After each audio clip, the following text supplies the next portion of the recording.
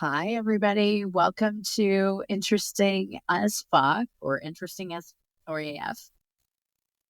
Um, Thank you for all the listeners that we're getting. We just finally uploaded on YouTube and there's a lot of people listening, so welcome. We will probably re-record our welcome to welcome all these new people because I feel like it's very much on brand for us. Just rejigger, redo it as we will. But today is a very special episode. So last time we did a doc is in and we were talking about our next regular episode, but history has happened in the meantime. And we have decided to have a little pocket, a little bubble, because the Washington Commanders are kind of at the championship right now and could go to the Super Bowl. Yeah. Which hasn't happened, I believe, since the 90s. Correct. Early 90s. Early 90s. Elaine is our resident football expert. So we, to Elaine's credit, as always, can find a documentary to fit the theme. I do my best. And when she told your best is amazing. Let's just make sure that's clear. And so she told me about this very short episode, which is called Strike Team, and it's from a series from ESPN called 30 for 30. And it basically goes through the story about U.S. Marshals setting up a sting through Washington football tickets. And it's 25 minutes, very short. It's on Hulu if you have that. It's part of ESPN, but very short, very fun. And Elaine, take us away. I wanted to get your thoughts on this. Yeah. So the Washington Commanders are playing for the NFC Championship. If they win, they go to the Super Bowl for the first time since 1992. We're all very excited here in the Washington, D.C. area, especially now that we have vacated the Dan Snyder ownership. Just 30 years of frustration. Yeah. Like 30 years of frustration and just terribleness. And just a terrible human being. 1 year out of the Dan Snyder ownership, we have a once-in-a-generation rookie quarterback. We have Terry McLaurin, who has stuck around through, he wears the number 17, and I think he's been through that many quarterbacks just to be like, just staying loyal to this team in this area. We just have a team that is just built around Jaden Daniels and Terry McLaurin and our head coach, Dan Quinn. Like, these are all Jaden Daniels, Dan Quinn, Josh Harris, the new owner, all new names.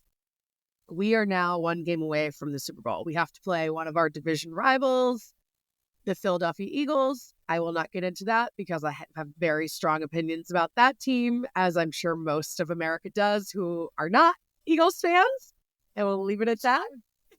Which my Instagram feed is now filled with this, and I am aware. Yes. We'll leave that alone. But it's going to be an insane game. We just defeated the Detroit Lions, who were a favorite to win the Super Bowl. And, talk about another team that's just had like a really abysmal history in terms of championships. And I do feel for them, and I probably would have been pulling for them had they beat us. But I'm stoked to say that is not the case. We were like the upset of the year with this win last week. So it immediately reminded me of this incredible story. And it's a 30 for 30 short, as Linda mentioned. And it's just, I'll never forget the first time I saw it. It's just such a crazy story. So the U.S. Marshals came up with this idea to essentially mass arrest some of the most hardened criminals in the area some of whom were on the FBI's most wanted list or Washington, D.C. Metro Police most wanted list or both.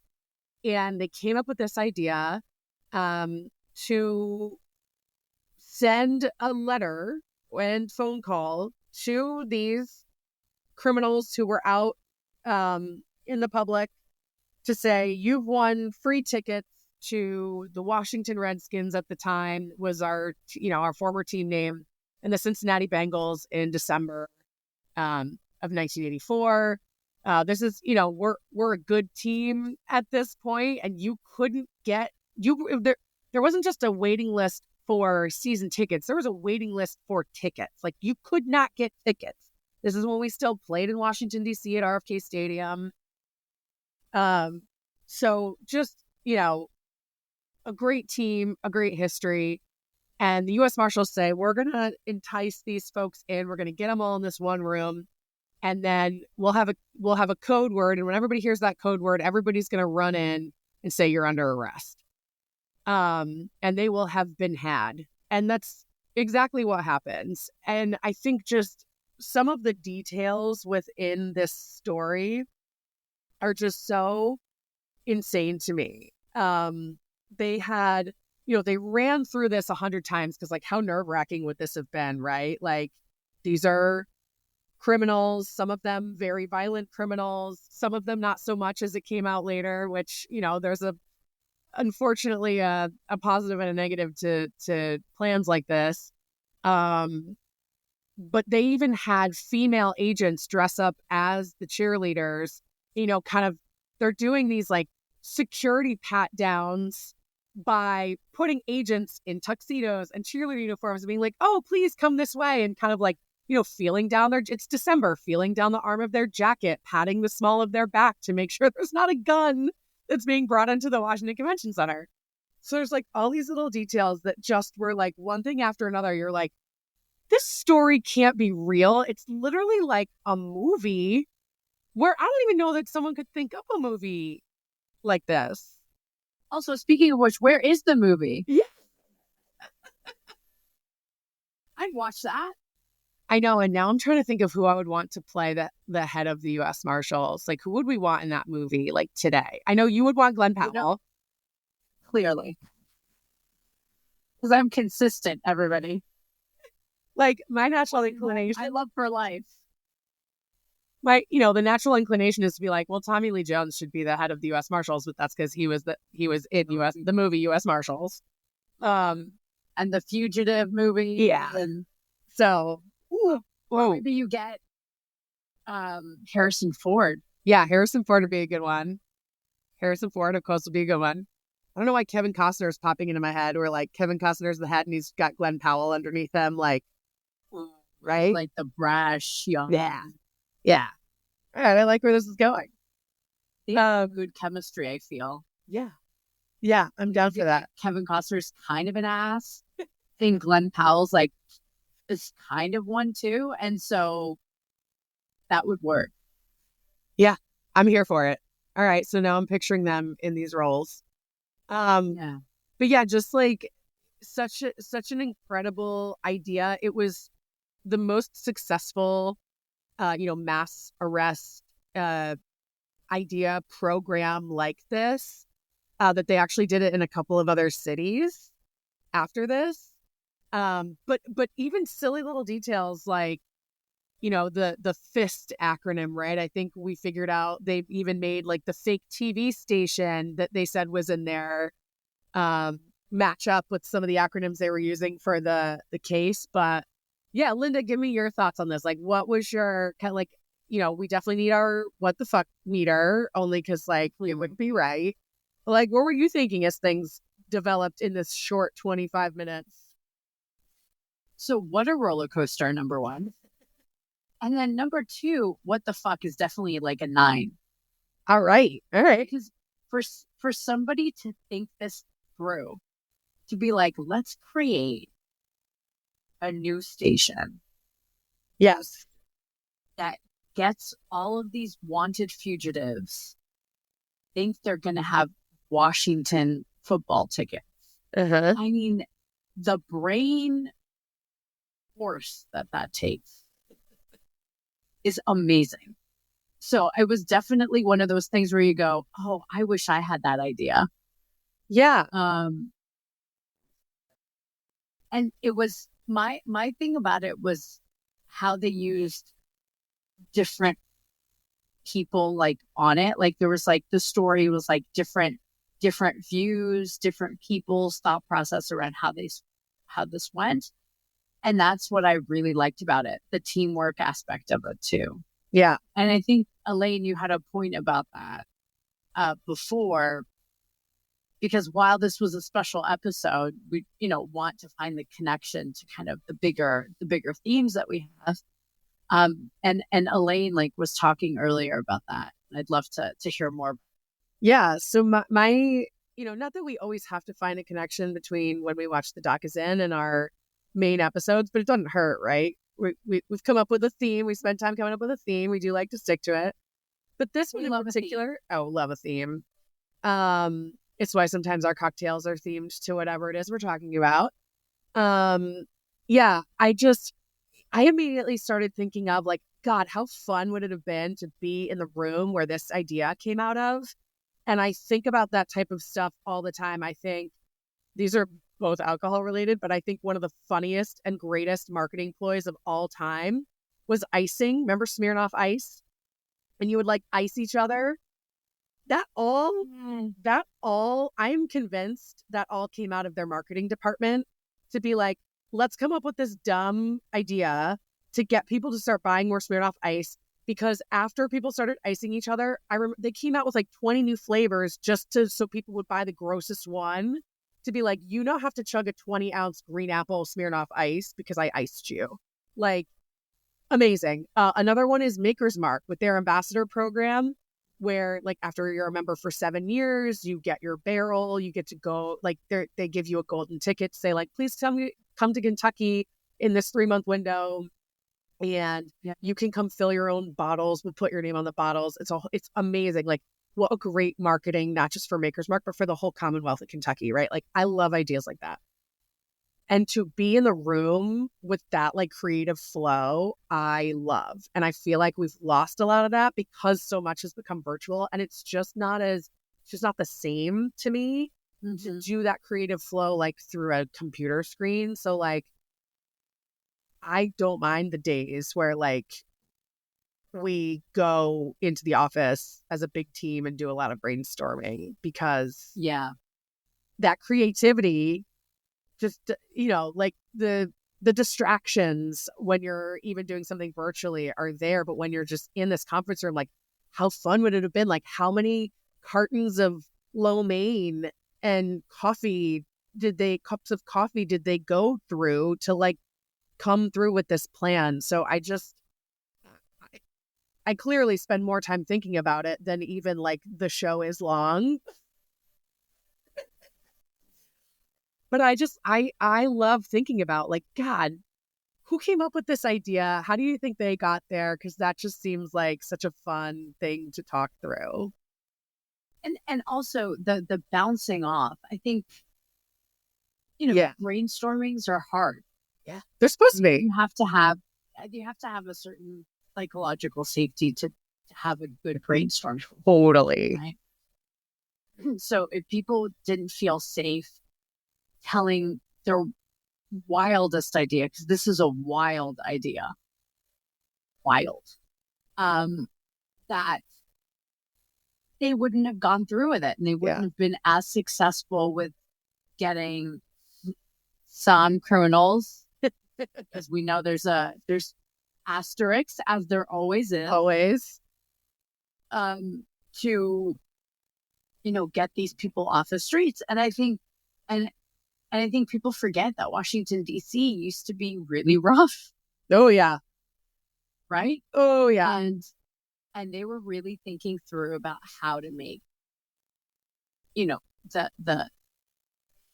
city safer. And I think there's a lot of, we're not talking about small offenses. Well, I think that's the asterisk. I think, in the show, they kept talking about really big ones like murder and rape.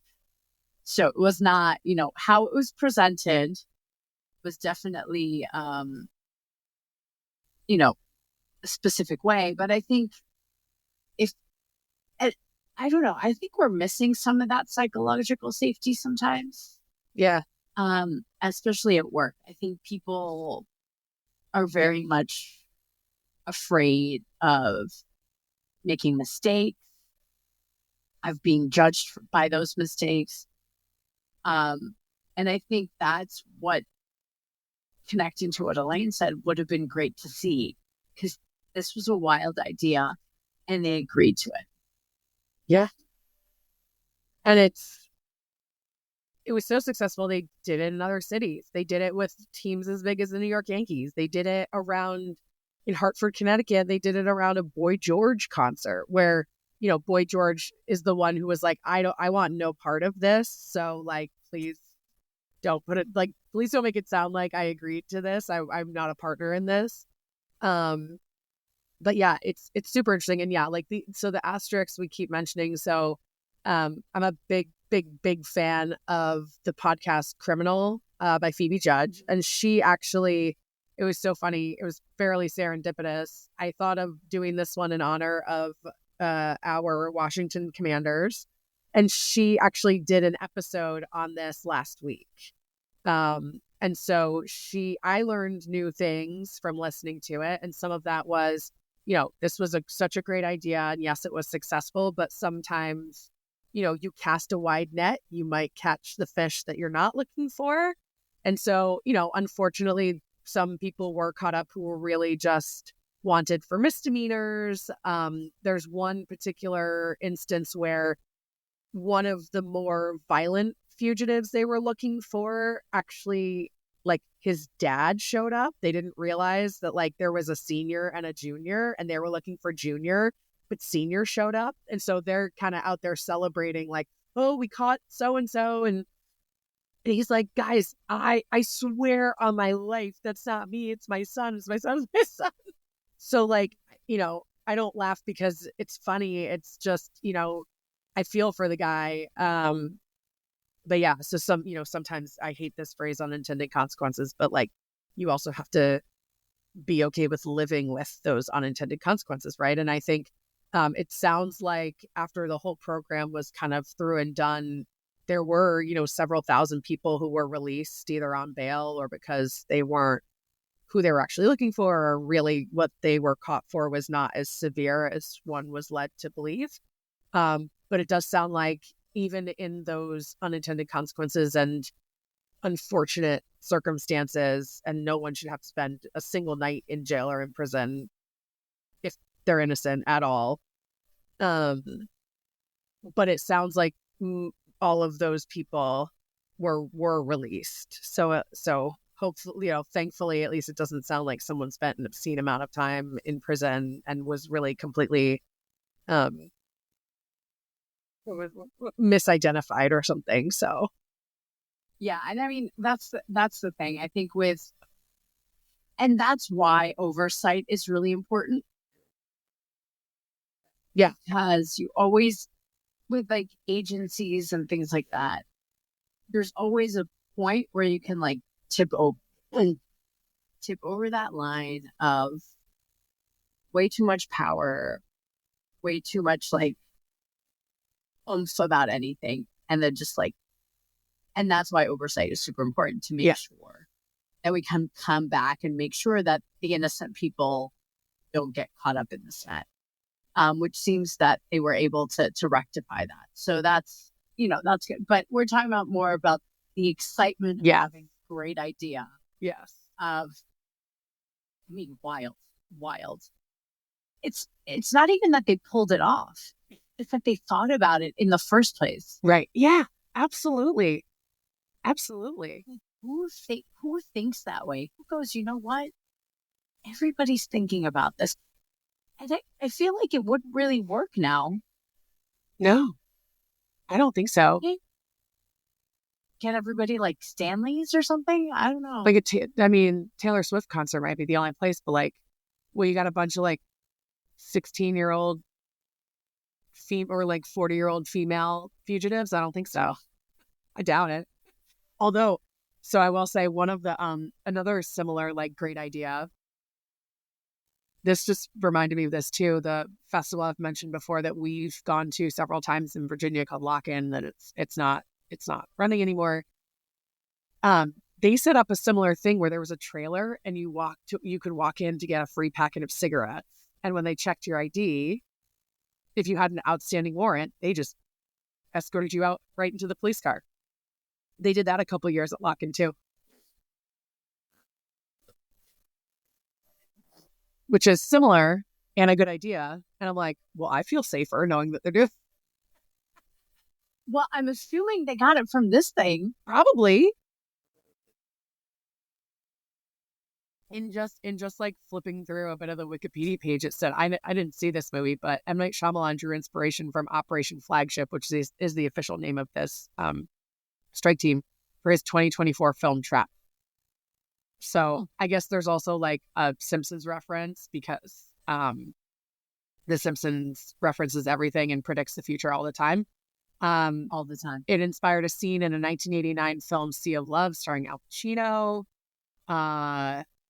Yeah. Oh, yeah. This, in the film, NYPD stages a similar sting, luring 45 wanted criminals with outstanding warrants to a ballroom where they were told they could have breakfast with the members of the New York Yankees. So, yeah, it has made it into a movie type thing. So they did make it into a movie, I guess. I mean, I didn't see Trap. I don't know that I intend to. I'm still scarred from The Sixth Sense. So I don't do scary movies. I'll watch the hell out of The Shining, but I don't do scary movies. Those movies are not my jam. Yeah, so watch this because this is great. And also watch the game on Sunday. I'm freaking out, guys. I'm freaking out. I feel like Linda's new to football. Linda's new to American football, but I'm proud of her because she's into it. So I'm kind of like hiding my eyes. Like I was watching the Penn Notre Dame game. Penn State. Yes. Penn State. Sorry. I'm still new. Sorry. I got you, girl. And I was watching the game and I kept going, no, please. No. And putting my hands over my eyes. So that might be me on Sunday. That will totally be me on Sunday because especially it's like a division rival, which makes it that much harder. And also not very well liked rival. Oh, not in this area. No, God, no.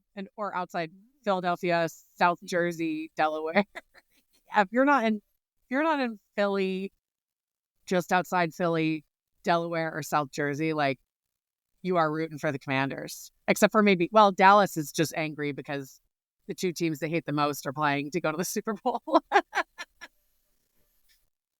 I'd like to think Giants fans are with us. I hope, please, Giants fans. My dad, lifelong Giants fan. Please be with us. But yeah, it's going to be super exciting. I kind of feel like we're playing with house money right now, which is fun because we won 6 games last season. I think that's right. And how many have you won this game? How many have we won? We finished the regular season 12-5, and now we're 14-5 because we won 3 playoff games. We're 15-5. 15-5. Although typically in the playoffs, like you just stop counting at your, like the regular season. Let's see. I'm looking up our 2024 record. 2024, 2025. So last season, we were 4-13 last season. We won 4 games. We lost 13. 1 season later with Dan Quinn, Jaden Daniels, we are 12-15 at the end of the regular season. And now we're 1 game from the Super Bowl. So it's really a Cinderella story. We were at the bottom of the division. So yeah, and after 3 decades of just like pure, utter disappointment, like we've had a couple playoff we've made it into the playoffs out of like a wild card round, but we haven't had a playoff win in 20 years. Now we have 3. and we haven't been to the Super Bowl since in 30 years. So 30 plus years. So we're all very excited. Like the day after we beat Detroit, like walking into our grocery store was a treat because it was just covered in burgundy and gold, which everyone was in their gear. There were balloons everywhere. All the flowers and all the floral sections were burgundy and gold. Like, it felt so good. And like, my husband and I said to our son, we're like, buddy, welcome to the party. You have a winning football team. And like, people around us are laughing. They're like, oh, we love to hear it. So like, the energy is just so great. And I just want this to go on for another couple of weeks. So.